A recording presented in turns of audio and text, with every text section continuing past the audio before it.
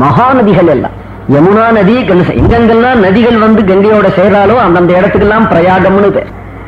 தேவ பிரயாகம், கர்ண பிரயாகம், நந்த பிரயாகம், விஷ்ணு பிரயாகம், ருத்ர பிரயாகம், எல்லாத்துக்குமே பிரயாகன்னே பேர்.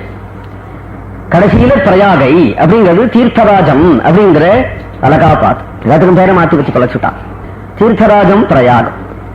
ஒவ்வொன்றுக்கும் பிரயாகம் பேர் எதனால வந்ததுன்னா கங்கையினுடைய மற்ற தாரைகள் எல்லாம் கங்கையில சேர்றது. ஒவ்வொரு உபநதி கங்கையோட சேரும் பொழுது அது விஷ்ணு பிரயாகை, இது நந்த பிரயாகை, இது தேவ பிரயாகை, எல்லாம் சங்கமம்.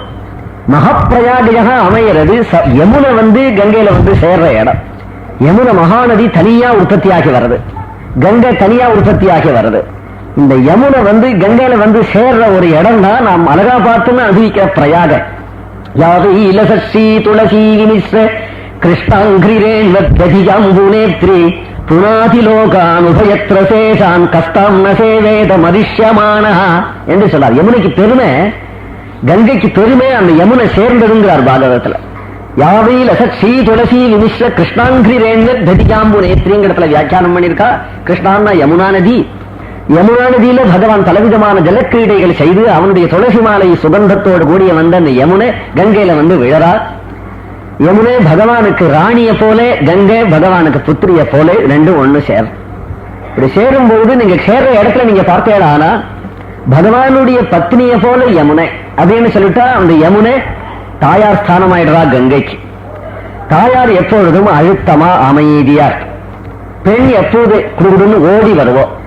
நீ பிரயாகில பார்த்தேனா அந்த யமுனை ஆழமா ஒரு குடும்ப ஸ்திரீய போல வரதையும், கங்கை ஒரு கன்னிகைய போல அந்த யமுனையில சேர்ற ஒரு ஆசையில அந்த கங்கை பிரவாகமா ஓடி வரதையும் ரெண்டும் சங்கமாகதையும் பார்த்தா நமக்கு தோன்றது அந்த காட்சி.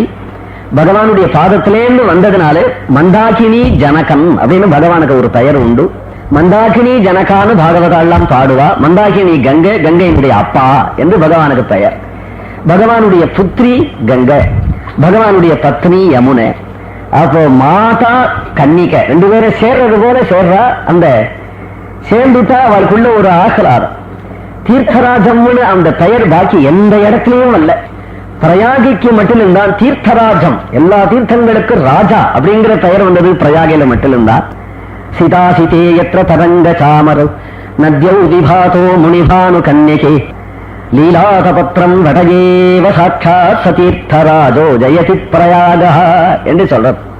வெண் சாமரம், ஒரு நீல சாமரம், ரெண்டு சாமரம் ராஜாவுக்கு போடுறது மாதிரி யமுனை நீல சாமரம் போட, கங்கை வெண் சாமரம் போட.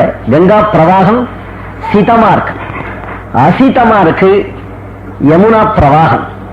இது ரெண்டினுடைய அலையும் ரெண்டு சாமரம் போடுறது போல இருக்கு. அங்க அட்சய வட்டம் இருக்கு, அந்த கஷேத்திரம் ராஜாவை போல இருக்கு. தீர்த்தராஜோ ஜெயதி பிரயாகஹான். சரஸ்வதி அந்தர்வாகினியா இருக்கா இல்லையா, அத மகாநதிகள்லாம் வேதத்துல சொல்லிருக்குன்னா அதுதான் ஆச்சரியம். இது இந்த காலத்துல வெட்டினது, இப்ப வெட்டினது சொல்ல முடியும். வேதம் அனாதி, அனாதியான வேதத்துல இந்த மூணு நதி, மற்ற நதிகளும் இருக்கு, மூணு நதியை சேர்த்து சொல்றாதாரணம். இவம்மே கங்கை யமுனே சரஸ்வதி சதுர்திஸ்தோமகம் சததாப ருஷ்ணியா அசிக்னியா மருத்ருதே விதஸ்தயார்ஜி கீயே ஸ்ருணிஹ்யா என்று வருது வேதத்துல. இந்த திரிவேணி சங்கமம் வேதத்துல இருக்கு. சிதாசிதேங்கிற மந்திரமே வேதத்தினுடைய கில பாகம் தான் சொல்லுவா. வேதத்தினுடைய கில பாகம் இருக்கட்டும், வேதத்திலேயே இருக்கு. இமம்மே கங்கை யமுனே சரஸ்வதி அப்படின்னு மூணைய சேர்த்து திரிவேணி சங்கமா வேதம் ஆரம்பிக்க. மற்ற நதிகளும் அண்ணன் சொல்லப்படுது. மருத்ருதான்னா காவேரி, இங்க வருணா அசின்னு ரெண்டு நதி இருக்கு. ரெண்டு நதியினுடைய மத்தியில் இருக்கிறனாதான் வாரணாசி. அதுதான் அங்க அசிக்னின்னு சொல்றது வேதம். வாரணாசின்னு பேரு. வேதத்துல எல்லா நதிகளுடைய பெயரும் வரும்போது இந்த மூணு நதியும் பிரதானமா சொல்லி சங்கம கஷேத்திரத்தை நமக்கு நினைவு முற்றுறது போல அமையிறது. இவ்வளவு நதிகளையும் பிரதானமா கங்கையை இருக்கிறதானே பிரதானமா முதல்ல சொல்றது இந்த மந்திரம். இவம்மே கங்கை அப்படின்னு கங்கையை பிரதானமாக சொல்றது. அந்த கங்காதேவி முதல் பூமிக்கு வந்ததுனால கங்கான்னு பெயர். குழந்தை மாதிரி துள்ளி ஓடி வரா.